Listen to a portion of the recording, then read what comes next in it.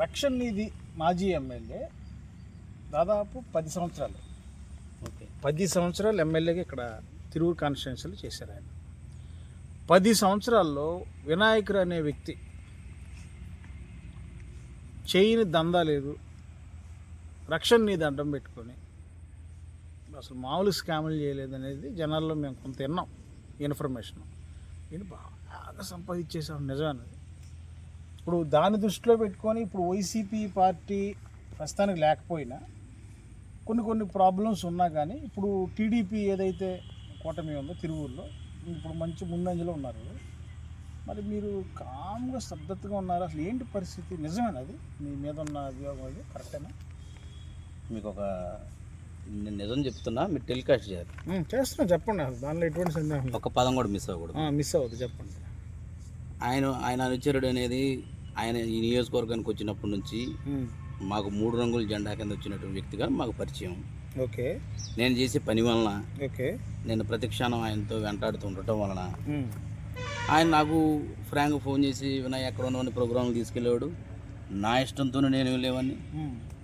Party మీద ప్రేమతో ప్రతి ప్రోగ్రాంకి పల్లె నిద్ర దగ్గర నుంచి అన్ని ప్రోగ్రాంలు 100% నాకు మౌత్ వాయిస్ కూడా ఉంది. ఓకే, ఎలా అంటే ఆ ఎలక్షన్ అప్పుడు 2019 ఎలక్షన్ అప్పుడు ఆయన ఇంటికి వెహికల్ ఎక్కితే నేను అన్నింటికి ఎక్కేవాడిని, ఆయన ఇంటికి దిగితే నేను అన్నింటికి దిగేవాడిని. నేనే స్పీచర్ని, నా దగ్గర అన్ని ఆర్ట్స్ ఉన్నాయి, చదువుకున్నాను కాబట్టి కొంచెం దగ్గరగా తీసి ఉండొచ్చు. దాన్ని వీళ్ళు ఎట్ట మలిచారంటే చేయని తప్పులకి ఓకే పేపర్లో వాళ్ళ చేతిలో పెట్టుకుని, ఒక పేపర్ ఉంటుంది కదా, మా జగన్మోహన్ రెడ్డి గారే ఆ రోజుల్లో ఆంధ్రజ్యోతి నమ్మొద్దంటే ఆ పేపర్లో ఆర్టికల్ వేస్తే, నేను ఏదో దొందాలు చేసిన ఆర్టికల్ ఇస్తే దాన్ని అడ్డం పెట్టుకుని గ్రూపుల్లో పెట్టి చేయని దానికి చేసినట్టు చిత్రీకరించారు తప్ప ఈ రోజుకి స్టిల్ నేను పుట్టుకతో ఎలా ఉన్నాను ఈ రోజుకు అలానే ఉన్నా. నా ఫ్యామిలీని నేను అన్యాయం చేశా. 13 సంవత్సరాలు పార్టీకి కష్టపడి నా జీవితాన్ని అన్యాయం చేసుకున్నా తప్ప వాళ్ళంతా దాన్ని చిత్రీకరణ. ఎందుకంటే తెలియగలడు వాళ్ళ కంటికి కనపడకూడదు. అన్ని విషయాల్లో ప్రతి విషయాల్లో అటున్నా ఇటున్నా ఏం చేసినా సరే మన మాట వినపడుతుంది కాబట్టి వాడు వినపడకూడదంటే ఏదో ఒక నెపం బురద జల్లు అని పక్కకు జరపాలని చేసినటువంటి తప్ప దాంట్లో నిజమేం లేదు. మీరు చూసుకోండి, కావాలంటే మీకు నా అకౌంట్ నెంబర్లు ఇస్తా, ఫోన్పేలు చూపిస్తా, నా పేరు మీద డాక్యుమెంట్లు మీరు ఈసీ చూసుకోండి. ఏదన్నా ఈ సందర్భంలో ఒక ₹1,00,000 సంపాదించని నిరూపించమండి, నేనే మీకు మీరు ఏం చెప్తే ఆ శిక్షకు నేనే అర్థం. అంటే ఈ 13 సంవత్సరాలు నిస్వార్థంగానే ఆయనతో ఉన్నారా? 100% అండి. రక్షణ్ నిధి గారి పల్లె నిద్ర అయితే ఆయన అమ్మడిపోయి పడుకునేది నేనే. పొద్దున్న ఆయన దింపితే ఇంటికి వచ్చి ఆయన ఇంటికి దించిన దాకా ఆయన అమ్మట ఉండేవాడిని.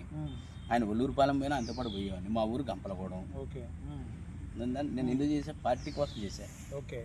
రక్షణ్ నిధి గారి మంచితనాన్ని, ఆయన వ్యవహారాన్ని తట్టుకోలేక కొంత కొఠారీ వ్యవస్థ ఆయన మీద పోవాల్సింది కొంచెం నేను చిన్నోను కూడా నా మీదకి వచ్చింది. ఆ సందర్భంలో ఆంధ్రజ్యోతి పత్రికను వాడుకొని నా మీద వేసిన కథనాలు తప్ప 1% కూడా ఇది ఉన్నారు మీరు. ఓకే, మరి వైసీపీ పార్టీలో ఉన్నారు ఇప్పుడు ప్రజెంట్. అవును, అది వైసీపీ పార్టీలో ఉండి వైసీపీ ఇన్ఛార్జిని మీరు సపోర్ట్గా లేకోకుండా ఏమైనా రాజకీయాలు చేస్తున్నారని మీ ఏరియాలో ఎందుకు లేరు? మరి మీరు కలిసి ఎందుకు లేరు పార్టీ కోసం ఉన్నప్పుడు? నేను ఒకటే చెప్తున్నా మీకు. చెప్పండి. నల్లగట్ల స్వామిదాస్ గారితో మీరు నడవాలి కదా. మీకు చెప్పారు ఎవరన్నా? మరి ఇప్పుడు మీరు వైసీపీ 13 ఏళ్ళ నుంచి ఉన్నారు, పార్టీ కోసం ఉన్నారు, రక్షణ్ నిధి గారి కోసం సర్వీస్ ఇచ్చారు 100%. ఇప్పుడు నల్లగట్ల స్వామిదాస్ గారు టీడీపీకి వచ్చారు, ఆయన ఓడిపోయాడు. సారీ, టీడీపీ నుంచి వైసీపీకి వచ్చాడు, ఓడిపోయాడు. ఇప్పుడు పార్టీని బలోపేతం చేయాలి. మరి ఇప్పుడు మీరు పార్టీ సపోర్ట్ చేయాలిగా, వ్యక్తులను చూడకూడదు. ఎందుకు లేరు ఇప్పుడు ఆయనతో మీరు? మీకు 100% ఎప్పుడు మేము పార్టీకే ఉంటాం.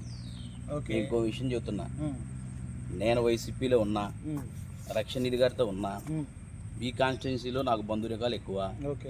ఫస్ట్ ఆ టీడీపీలో స్వామిదాస్ గారిని బాబాయ్ ఆయనకు ఫోన్ చేసేది నేను వైసీపీలో ఉన్నా. ఆయనకి ఏదన్నా విషయం వచ్చినప్పుడు బాబాయ్ ఆయనకు ఫోన్ చేసి మాట్లాడే స్వతంత్రత నాకుంది. టీడీపీలో ఉన్నప్పుడు, ఆయన టీడీపీలో ఉన్నప్పుడు, నేను వైసీపీలో ఉన్నప్పుడు. ఓకే, ఇప్పుడు సంగతి చెప్పండి. ఇప్పుడు కూడా నేను అదే చెప్తున్నా. కొంతమంది ఏంటంటే ఏదో వాళ్ళ స్వార్థం కోసం మా మీద ఏదో అక్కడ ఏదో బురదలు తల్లటం తప్ప మాకెందుకు ఉండదండి. కొల్లూరుపాలెం నుంచి వచ్చిన రక్షణిత్ గారిని గుండెకి చేర్చుకున్నాం మా పార్టీ నమ్మొచ్చిందని. ఇప్పుడు మీరు మా సొంత రిలేటివ్ అయి ఉండి అబ్బాయి అనుకునే విషయంలో మేము ఎందుకు ఆయనకు అన్యాయం చేస్తాం? మొదటగా ఆయన కలిసే ఉంటాం. కలిసే ఉన్నారా? 100%. ఇబ్బంది ఏం లేదు. అయితే ఇబ్బంది ఏం లేదు. కాకపోతే నాకు కొంచెం వ్యాపారాలు చూస్తే కొంచెం చాలా 13 సంవత్సరాలు వేస్ట్ అయింది కాబట్టి ఏదో సంపాదించుకోవడానికి వేరే దగ్గరికి వెళ్ళే పరిణామాల్లో ఏదన్నా ఒక ప్రోగ్రామ్కి మిస్ అవ్వకుండా ఉండొచ్చు. కానీ ప్రతి ప్రోగ్రాంలో నేను ఈ 2 years నుంచి యాక్టివ్గా ఉన్నారు. 100%. ఓకే.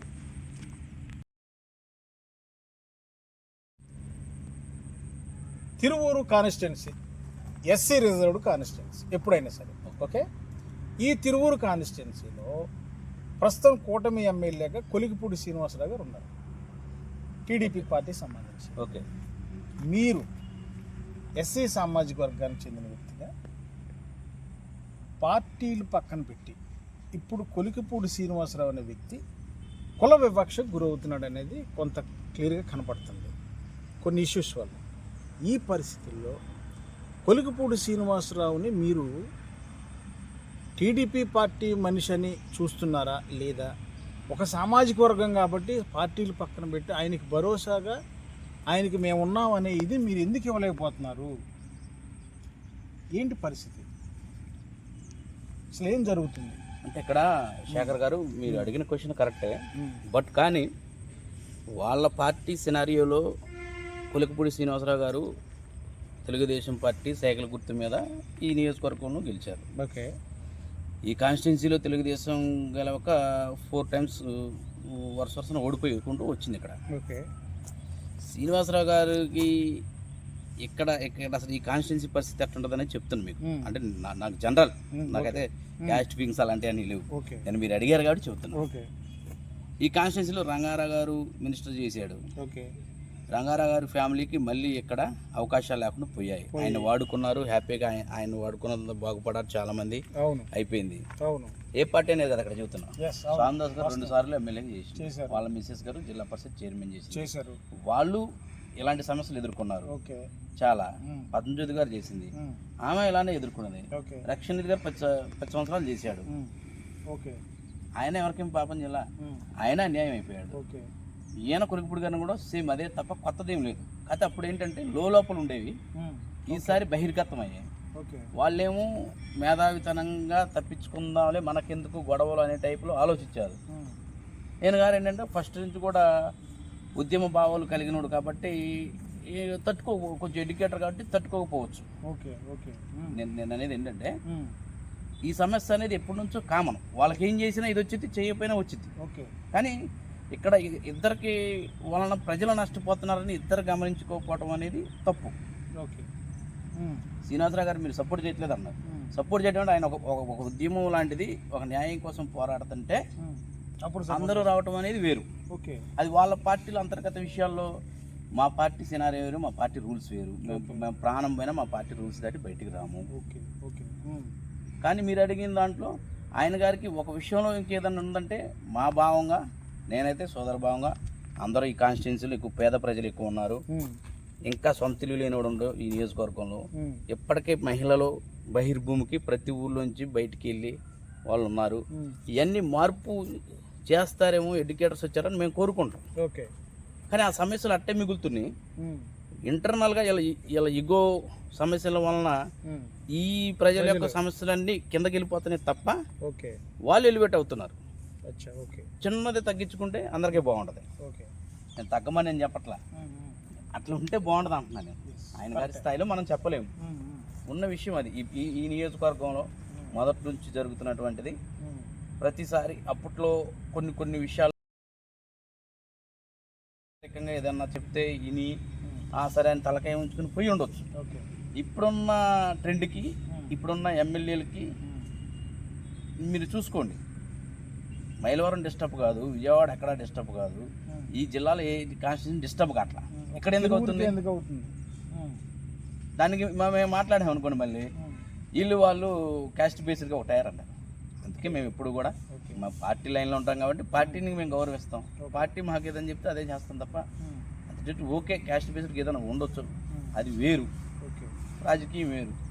నేను చివరిగా ఏమనుకుంటున్నా అంటే ఆయన గారిని కూడా ప్రజల కోసం ప్రజాస్వామ్యబద్ధంగా పనిచేస్తే ఇవన్నీ తేడాలు రావంట. ఓకే. సో ఇప్పుడు ఆయన పని చేయట్లేదు అంటారు? పని చేయట్లేదు అంటలానే, ప్రజాస్వామ్యబద్ధంగా కొంచెం పనిచేస్తే, ప్రజాస్వామ్యబద్ధంగా అంటే అభివృద్ధి, డ్రైన్లను, రోడ్స్ను, పేద ప్రజలకు ఇల్లు, టాయిలెట్స్. ఈ కాన్స్టిట్యున్సీలో ఇప్పటికీ అండి, ఇది తెలంగాణ సరిహద్దున్న కాన్స్టిట్యున్సీ, ఎన్నో సమస్యలు ఉన్నాయి. బోర్డర్ దగ్గర సమస్యలు ఉన్నాయి, రెవెన్యూ సమస్యలు ఉన్నాయి. ఒక పక్క అత్యంత పేదరికం ఉన్న కాన్స్టిట్యున్సీ, ఎస్సీ రిజర్వ్డ్ కాన్స్టిట్యున్సీ. మనం ఎంతో నిబద్ధతగా కాన్స్టిట్యున్సీని పైకి లాక్క రావాలని చూడాలి. కానీ నేనైనా సరే నా స్వార్థం కోసం నేను ఏది కూడా చేయకూడదు. ఓకే. ఆయన గారు చేస్తున్నాడని నేను అంటలా. ఓకే, అదే మీరు అర్థం చేసుకోండి. ఇక్కడ జరిగేది ఏంటంటే ఆయన గారు స్పీడ్ అవడం వల్ల, వీళ్ళు కొంచెం స్పీడ్ అవడం వల్ల ప్రజలు నష్టపోతున్నారు, వల్ల మొత్తం ప్రజలు నష్టపోతున్నారు. అది. ఓకే. గంపలగూడెం కాన్స్టిట్యున్సీలో తోటమూల సరౌండింగ్స్లో ఏంటి బ్రదరు, ఇళ్ల స్థలాలు చూపించి 2 కోట్లు ఏదో స్కామ్ చేసామని చెప్పి చెప్తున్నారండి మీ మీద, నిజమనేది? మీకు ఇప్పుడు చెప్పాను కదా శేఖర్ గారు, పెద్దోడు అని అంటే అంటామంటే నేను వేరే దృష్టితో కాదు. ఒకళ్ళు చేస్తే సంసారం, ఇంకొకరు చేస్తే వ్యభిచారం అనేది ఒకటి ఉంటుంది కదా. దీంట్లో మీకు కరెక్ట్గా కళ్ళ కట్టినట్టు చెప్తా వినండి. ఒక 20 మంది పేదలు, నిరుపేదలు అనమాట. వాళ్ళు తోట వల్ల ఓన్లీ ఒక ఉండటానికి ఇల్లు తప్ప వాళ్ళకి ఏం లేదు. ఒక్కొక్కరికి 2 3 పిల్లలు, కొంచెం బాగా పూర్ ఫ్యామిలీస్. ఓకే. వాళ్ళు మేడూరు మెరకల మీద ఒక 20 సెంట్లు లెక్క ఒక 7 ఎకరాలు వాళ్ళు సాగు చేసుకుంటున్నారు పేదలు. ఓకే. ఈ జగన్మోహన్ రెడ్డి గారు ఈ ఇళ్ల స్థలాలు ఇస్తున్నప్పుడు అక్కడికి వెళ్ళి అధికారులు దాన్ని వాళ్ళు సాగు చేసుకునే భూమిని సాగు చేయడానికి వీలు లేదని వాళ్ళకి నోటీసులు ఇవ్వటం, దాన్ని క్లియర్ చేయించడం ఈ ఇళ్ల ప్లాట్లకి చూశారు. ఓకే. నాకు అప్పుడు ఒక 3 వచ్చి, నువ్వు ఒక సాటి, నువ్వు కూడా మాలాంటి వాడివే కదా, నీకు మన బాధలు తెలుసు కదా, మా వాటిలో పెట్టచ్చటం ఏంటని నన్ను క్వశ్చన్ చేశారు. అబ్బాయి ఇది నిజమే కదా, సరే సామాజిక వర్గ పరంగా మనం తీసేసినా వాళ్ళు నిజమైన పేదరికమే కదా. నేను కింద నుంచి మట్టిలోంచి పైకి వచ్చినాను శేఖర్ గారు. మా ఫాదర్ నా 3rd క్లాస్లో చనిపోయారు. నేను నా కష్టంతో పైకి వచ్చిన వాడిని. నాకు ఒక పేదవాడు ఎలా బాధపడుతున్నది వాళ్ళకంటే ఎక్కువ నాకు తెలుసు. ఒక చిన్న సిచ్యువేషన్ తగిలితే పెద్దవాడికి వేరే రకంగా ఉండదు, వీడికి వేరే రకంగా ఉండదు. ఓకే. ఎన్నో బాధపడితే ఒకటి 4 మీదకి వచ్చింది. నేను ఆ దృష్టితో ఏం చేశా అంటే, సరే లేదు ఇంకొక చోట అవకాశం ఎక్కడ ఉందని చెప్తే, అంతకుముందు ఒక పెద్ద వ్యక్తి ఈ ల్యాండు పలానా కరెంట్ ఆఫీస్ ల్యాండు, ఇది కరెంట్ ఆఫీస్ వాళ్ళ దానిలో లేదు, ఇది వేరే వాళ్ళ దగ్గర ఉంది, దీన్ని మనం కొంచెం చేసుకోవచ్చు అంటే దాన్ని ఇంకొక రకంగా ఏంటంటే కొంచెం కబ్జా టైప్ చేసుకోవచ్చు అనే పరిస్థితి ఉంది. నాకు అప్పుడు ఈ ల్యాండ్ స్వభావం నాకు తెలిసింది. నేను ఆ రోజు ఏం చేశా అంటే, ఈ ల్యాండ్ పెట్టమని చెప్పాను అధికారులకి. ఓకే. అదేంటి సార్ అది కరెంట్ ఆఫీస్తో అన్నారు. లేదమ్మా, మీరు వెళ్ళి చూసుకోండి, రికార్డు చూసుకోండి.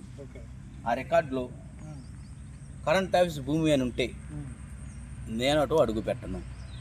ఆ రికార్డులో డైరెక్ట్గా అసైన్మెంట్ భూమి అని ఉంది, కరెంట్ భూమి లేదు, ఆఫీస్ పేరు మీద లేదు. వాళ్ళ ఎస్సీ గారు వచ్చింది, వాళ్ళందరూ చూసుకున్నారు, రికార్డు చూసుకున్నారు, వాళ్ళ భూమి అని ఎక్కడా లేదు. తర్వాత నేనేం చెప్పా అంటే, ఓకే ఇక్కడ పేదలు అన్యాయం అయిపోయేటట్లు ఉన్నారు, 3 ఎకరాలు 70 సెంట్లు ఉన్నది, 2.5 ఎకరాలు పేదలకు ఇచ్చేయండి, ఎకరం 20 సెంట్లు కరెంట్ ఆఫీస్ పేరు మీద రిజిస్ట్రేషన్ చేసింది ఈరోజే మాకు వచ్చే జీవోలోనే చెప్పి, అధికారులు చెప్పి కన్విన్స్ చేసి నేను కరెంట్ ఆఫీస్ పంపించా, ఇది పేదలకు విడదీపించా ఆ రోజు. ఇది అంతా ఏంటంటే నేను చేశాను. నేనంటే ఎవరిని, ఇది ఒక చిన్నోడే కదా, ఎవరో కోటేశ్వరుడు చేస్తే ఇది ఇచ్చినట్టు, దాన్ని ఎలా అంటారంటే హెల్ప్ చేసినట్లు, ఆయన ఏదో దేవుడు అయిపోయినట్లు చూపించేవాళ్ళు. నేను చిన్నవాడిని కాబట్టి ఈడెక్కడ దీంట్లో స్టాండ్ అయితే చాలా రకాలుగా మనకేదో ఇంకోటి అనే వాళ్ళు అహంభావ విషయంలో దాన్ని గాలి చేశారు తప్ప,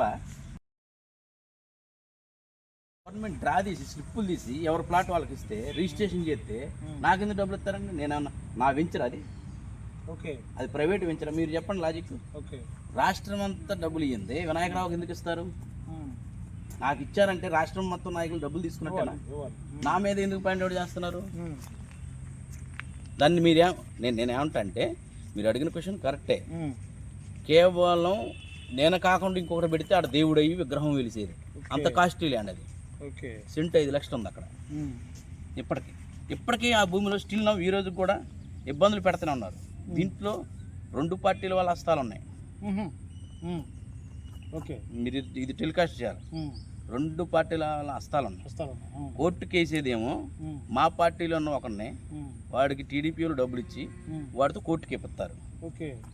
వాడు వైసీపీ అంటాడు, టీడీపీ వాళ్ళు డబ్బులు ఇస్తే వాడు కోర్టుకి వేస్తాడు. ఏమంటే వాడు వైసీపీ అయితే జగన్మోహన్ రెడ్డి గారు ఇచ్చిన స్థలాలకి వాడు కోర్టుకి వేస్తుంటే మా నాయకులు ఏం చేస్తున్నారు? 60 మంది పేదలు ఈ రోజు కూడా మీకు తోటమూలను చెప్తే మీరు నమ్మరు, చచ్చిపోతే పెట్టడానికి శ్మశానం లేదు ఆ ఊర్లో. శ్మశానం లేదు. ఒక్కొక్కరికి ఆస్తులు చూస్తే కోట్ల రూపాయలు ఉంటాయి. ఒక పేదోడు ఇల్లు అద్దెలకుండి చచ్చిపోయినప్పుడు శ్మశానం లేకపోవడం ఒక మిరాకిల్ అయితే, అద్దెకున్నోడు సొంత ఊర్లో అమ్ముకుని ఇక్కడికి వస్తారు బతకడానికి వ్యాపార రీత్యా. వాడు ఇక్కడ ఏదో నష్టపోతాడు, అద్దెంట్లో ఉంటాడు, చనిపోతే ఇక్కడ తీసుకురాకూడదు అంటారు. వాళ్ళు ఎక్కడ దహనం చేయాలి? చాలా దారుణమైన పరిస్థితి. అయితే దారుణమైన పరిస్థితిని నేను అలాంటి వాడిగా దాంట్లో నేను కూడా ఒక బాధితుడిగా ఆలోచించి, సరే సెంటర్లో ఒక మంచి ఇల్లు కట్టుకొని ఉంటారని మనం ఏదో మంచిగా చేస్తే, మనం ఏదో ప్రజల్లో నాటుకుపోతున్నాం, ఇక్కడ పార్టీ బలోపేతం ఏందని వాళ్ళు కుట్ర చేస్తుంటే దీని స్కామ్కు మలుచుకుంటున్నారు వీళ్ళు. స్వార్థపరులే, అందరూ కాదు. రాజకీయ స్వార్థపరులు, రాజకీయ వేషగాలు ఉన్నారు కొంతమంది. నన్ను ఏమంటారంటే, నేను ఇప్పుడు మీతో కాబట్టి నేను వాయిస్ బయటకు వచ్చింది ఇన్ని సంవత్సరాలకి. నేను ఏ రోజు నా మీద ఆర్టికల్తో నేను ప్రతిఘటించరా. నా మీద ఆంధ్రజ్యోతి మెయిన్ హెడ్ పేపర్లో వేశారు. నా మ్యారేజ్ సెట్ అవుతున్నటువంటి సమయం అది. దానివల్ల నా మ్యారేజ్ ఆగిపోయింది. ఆ నష్టం ఇస్తారండి వీళ్ళు? ఇస్తారా? ఎప్పుడు జరిగిందండి ఇది? 2019లో జరిగింది స్టార్టింగ్. 22లో మెయిన్ హెడ్డింగ్లో ఇచ్చారు. ఎంత నష్టం తెలుసా? నేను కట్టుకుని ఇంటిని పడేపించారు. దెబ్బ కుదేలు అయిపోయింది మా ఫ్యామిలీ. నేను ఆ రోజు ఏమన్నా చేసుకుని చచ్చిపోతానని మొన్నయ్య మా వాళ్ళు నన్ను ఎటు అసలు రాజకీయాలకు నువ్వు ఎంటర్ అవ్వద్దని, నీకేం కావాలో మేము చూసుకుంటామని నన్ను ఇంట్లో కూర్చోబెట్టారు. కాబట్టి ఈరోజు నేను మీతో మాట్లాడగలుగుతున్నాను. వాళ్ళు చేసిన అరాచకాలకే, వాళ్ళు చేసిన దుర్మార్గాలకే వినాయకరావు అనేవాడిని నిలువున ఎప్పుడో చంపేశారు వాళ్ళు. కానీ నేను అన్నీ తెలిసినోళ్ళు కాబట్టి ప్రతి విషయాన్ని కూడా క్షుణ్ణంగా ఆలోచించుకొని, నా వాయిస్ అనేది ఇన్ని తెలిసిన నేను మటు కనుమరుగైపోయాను అనుకోండి, మరి వాళ్ళ కుట్రలు వాళ్ళ దుర్మార్గాలు బయటపెట్టాడు ఉండేవాడు కావాలిగా. అన్నీ తెలిసినోడిని నేనే పోతే ఆ ఒక్క విషయం మీద నేను ఆగలిగా. ఇప్పుడు మీ మీద కేసులు, చాలా కేసులు బనాయించారని మీరు చెప్పారు. రెండోది, ఇన్ని అవమానాలు ఎదుర్కొంటూ మీ కేసులు వెనక పెద్దల హస్తాలు, అంటే ఏ పార్టీ వాళ్ళు అనేది మాకు తెలియదు, కానీ మీ ఇల్లు కూల్చేశారన్నారు, మిమ్మల్ని అన్ని విధాలుగా కూల్చేశారని చెప్పారు, మీకు కావాల్సిన మ్యారేజ్ కూడా ఆపేశారని చెప్పారు, టోటల్ అసలు మీ లైఫ్నే క్లోజ్ చేశారని చెప్పి మీరంతా ఏదో క్లారిటీ అయితే ఇచ్చారో మాకు. దీన్ని బేస్ చేసుకొని పెద్ద మనుషులు ఉండే హస్తం, అంటే మీరు ఏ స్థాయిలో వాళ్ళకి అడ్డం వస్తే ఈ పరిస్థితులు మీకు వస్తాయి అనేది పాయింట్ నెంబర్ 1 తీసుకుంటే, అసలు ఎందుకని మరి ఇన్ని మీరు అనుభవిస్తూ, ఇన్ని బాధలు పడుతూ, ఇన్ని కేసులు ఎదురుస్తూ, ఎవరు అండతో మీరు ఇప్పుడు పార్టీలో ఉన్నారు? ఎందుకు ఉండాలి చూస్తుంది? మరి చాలామంది ఇప్పుడు పార్టీలు జంప్ చేస్తున్నారు. ఏంటి పరిస్థితి? మీరు సేఫ్ జోన్లో ఉండొచ్చు కదా. ఉండొచ్చంటే శేఖర్ గారు, మనం చేసేది పులి మీద స్వారీ. అది దిగితే అదే కాటేసింది. మనం కుదరదు. మనం నమ్ముకుందాం జగన్మోహన్ రెడ్డి గారు. జగన్మోహన్ రెడ్డి గారు నమ్ముకున్నారు. నేను ఆయన కూడా నమ్ముకోవడానికి గల పెద్ద కారణం వాళ్ళ నాన్న రాజశేఖర రెడ్డి గారి వలన, మన్నయ్య నేను ఫీజు రియంబర్స్మెంట్ వలన, నేను బీఫార్మసీ మావాడు బీటెక్ చేయటం వలన, వాళ్ళ నాన్నగారు రుణం తీర్చుకోవడం కోసం మేము జగన్మోహన్ రెడ్డి గారిని నమ్ముకుని ఆయన పని చేస్తాం. ఈ క్రమంలో మాకు ప్రేమ ఎక్కువ పని చేసి ఉండొచ్చు వాళ్ళ దృష్టిలో. ఎవరు నాకుమాల చేసేవాడు వాళ్ళకి అంతకుముందు కనిపించకపోయి ఉండొచ్చు. పెద్దల హస్తం ఉందా అంటారు మీరు. 100% మా పార్టీలోనే నా మీద కుట్ర జరగడానికి పెద్ద కారణం విసనపేట మండలం నుంచి ఫోన్ బయలుదేరి ఏకొండూరు చేరుకొని ఏకొండూరు నుంచి మా గంపలగూడెం ఒక సరౌండింగ్ థియేటర్ ఏరియాలోకి వచ్చి అక్కడ నుంచి ఒక వెజిటబుల్ దగ్గర పోయి ప్లాన్ ఇదంతా సర్క్యులేట్ అవుతుంది. ఏంటి వైసీపీలోనే మీకు శత్రువులు ఉన్నారా? మీకు శత్రువులు అన్న నేను వాళ్ళని. ఏంటి మరి? వాళ్ళు నాకు పెద్ద మిత్రులు అంట. ప్రతిరోజు నన్ను జనానికి తెలిపించారు. ప్రతిరోజు కూడా చేయని దానికి చేసిన దానికి పదే అంటుంటే ఇదేదో బలంగా ఉందని నన్ను గెలికారనుకోండి, నేను నిజాలు చెబుతుంటే ఓహో వాళ్ళ అనైక్యత అట్లా ఉంది, ఇతని ఐక్యత ఉందని ప్రజలకు తెలిపించారు నన్ను. మీరేమంటారంటే పార్టీలో ఇన్ని అవమానాలు పడ్డాక ఎందుకు కొనసాగుతున్నారంట. నాకు జగన్మోహన్ రెడ్డి గారు అంటే ఇష్టం. నన్ను ఎవరు ఆపగలుగుతారు? అంతేగా. నన్ను కాదని హక్కు అవడకలేదు. నేను ఆ మండలంలో పునాది రాయిని. పార్టీ స్టార్టింగ్ 1 డే నుంచి ఉన్నా. నన్ను కాదనే హక్కు, నన్ను కాదనే అర్హత మా మండలంలో కానీ మా నియోజకవర్గంలో కానీ ఎవరికి ఉండదు, ఉండబోదు కూడా. దాన్ని నేను సమర్థవంతంగా తెలుసు. ఇంకా వాళ్ళు నన్ను చేస్తుంటే నేను ఇంకా ప్రతిఘటించట్లా ఇంతవరకు. నేను ప్రతిఘటిస్తే వాళ్ళకంటే ఎక్కువ సపోర్ట్ తెచ్చుకోగలను. నేను ఎందుకు చేయంటే నా దగ్గర ఒక సినారియో ఉంది. 1000 లీటర్ల పాలు కాగబెట్టడం గొప్పతనం కాదు, దాంట్లో చిన్న విషపు చుక్క పడకుండా ఉండటం గొప్పతనం. విషపు చుక్క పడితే కాగిన 1000 లీటర్లు కూడా విరిగిపోతుంది. కానీ పెరుగు తోడేస్తే పెరుగు వద్ది, నలుగురికి ఉపయోగపడుద్ది, దాంట్లో వెన్న వచ్చిద్ది, దాంట్లో మజ్జిగ వస్తాయి, అందరికి ఉపయోగపడింది. విషయం పడితే ఎవరికి పారిపోయటమే కదా అది. నేను అది ఆలోచిస్తాను. నేను ఎవరికి అన్యాయం చేద్దాం నాకు ఉండదు, ఎవరినైనా కలుపుకొని పోదాం. నాకు నాకు ఎవరు అన్యాయం చేశారో నాకు తెలుసు. వాళ్ళ కనపడ్డ గురువుగారు అంట. ఇదేంటి ఇట్లా చేసేది? మనం వాళ్ళ ఫేస్లో వాళ్ళకి రప్పిస్తాను. నేను కావాలని వాళ్ళ ఫేస్లో నేను ఆ భావం కల్పిస్తా, గురువుగారని వాటేస్తా. నేను అన్యాయం చేసాము అయినా ఇటు మమ్మల్ని వదిలిపెట్టట్లేదు ఏంటి అనుకునే భావం రప్పిస్తా వాళ్ళకి. ఎదురు తిరగ వచ్చి తిరిగితే ఎంతసేపు? నన్ను ఏమైనా ఏంట్రా అంటానికి ఒక నిమిషమే పని. నన్ను ఏమైనా ఏంటి సార్ అని అనుకోండి, అతను కనిపించాలా. అనవసరంగా నేను వాడిని ఏమైనానే ఎదుటోడికి అర్థం చేసుకునే భావాలు కలిగిస్తాను. సొంతంగా అనేది ఎమ్మెల్యే అవ్వాలి, ఎంపీ అవ్వాలి అలాంటి ఆలోచన. జెడ్పీటీసీ నేను జెడ్పీటీసీ ఆస్పిరెంట్ క్యాండిడేట్ని మొన్న. ప్రధాన పోటీదారుల్లో మా పార్టీలో నాకు ఇప్పుడున్న జెడ్పీటీసీ గారికి పోటీ. ఆయన నాకంటే వయసులో పెద్ద 2 పిల్లలు ఉన్నారు, నాకు మ్యారేజ్ అవ్వలేదు, నేను చిన్న. నేను ఆ సినారియోలో అన్న మీద ప్రేమతో నేను దాన్ని వదిలేసాను. ఆ రోజు పట్టుబడితే నేనే జెడ్పీటీసీ. నాకు 13 ఊళ్ళో సపోర్ట్ చేశారు కూడా. ఎమ్మెల్యే గారు కూడా ఫోన్ చేశారు. ఎమ్మెల్యే గారు కూడా వాళ్ళకి చెప్పాడు, వినాయకరావు గారి క్యాండిడేట్ వాళ్ళు పోయి నామినేషన్ అతను వాడికి సపోర్ట్ చేయమని చెప్పారు కూడా వాళ్ళు. అలాంటి పదవులే వదులుకున్నాం మనం. దేనికోసం? పార్టీ కోసం, పార్టీ లైన్ కోసం. గొడవలు పడాలని, ఇంకొకటి పడాలని, నా మీద కుట్ర చేశారనో, ఇవన్నీ మనసులో పెట్టుకుని ఇంకోటి చేద్దామనో అలాంటిది లేదు. కానీ నా చిన్న కేసు జరిగినప్పుడు మా పార్టీలో నరసారెడ్డి గారు, మా ఉమాయేశ్వర రెడ్డి గారు అని, అమిరెడ్డిగూడెం బాబు గారు అంటారు ఆయన, కృష్ణారెడ్డి గారు అని ముగ్గురు నా కోసం స్టేషన్కి వచ్చారు. వాళ్ళని నేను ఆ రోజు ఏమనుకున్నా అంటే, నేను తండ్రి లేని స్థానం, నా 3rd క్లాస్లో చనిపోయిన అక్కడి నుంచి ఎదుర్కొంటూ వచ్చిన దానికి నాకు కొంచెం సపోర్ట్గా వాళ్ళు కల్పించారు. ఈరోజు అందరికి తెలియని నిజం ఏంటంటే, రక్షణనిధి గారు లేడు. రక్షణనిధి గారు జనరల్గా ఉన్నాడు, మరి వీడు మళ్ళీ వైసీపీలో తిరుగుతున్నాడు. అదేంటి రక్షణనిధి గారు ఇతన్ని ఏమనుకోరని కొంతమందికి ఉంది. నేను డైరెక్ట్ చెప్తా, రక్షణనిధి గారు నాకు పార్టీ ద్వారా పరిచయం, ఆయన నా గురువే, ఎవరు చెప్పినా ఆయన ఇంటి దగ్గర ఉన్నారు. నన్ను వీళ్ళు ముగ్గురు కాపాడారు. వీళ్ళు ముగ్గురికి నేను అండగా ఉండాలి. వాళ్ళు ముగ్గురు పార్టీలో ఉన్నారు, మేజర్గా వాళ్ళు కొంచెం నడుస్తుంటారు, వాళ్ళకి నేను అండగా ఉండాలి. నన్ను కాపాడారు కాబట్టి కేవలం వాళ్ళ ముగ్గురు గురించి నేను ఈరోజు పార్టీలో జర్నీ అవుతా. అంతిమంగా నాకు జగన్మోహన్ రెడ్డి గారు ఫైనల్, అది ఓకే. లోకల్గా నన్ను ఇబ్బందులు పెట్టినా ఎందుకుంటున్నా అంటే, నన్ను ఆ రోజు వాళ్ళు కాపాడింది నాకు గుర్తొస్తుంది. వాళ్ళ కోసం ఆ రోజును కాపాడింది నాకు ఎప్పుడు గుర్తుండదు. కాబట్టి వాళ్ళకి ఏది వచ్చినా నేను అడ్డం తిరిగి నా ప్రాణం తీసుకోవడానికైనా సిద్ధంగా ఉంటాను నేను. అది ఓకే.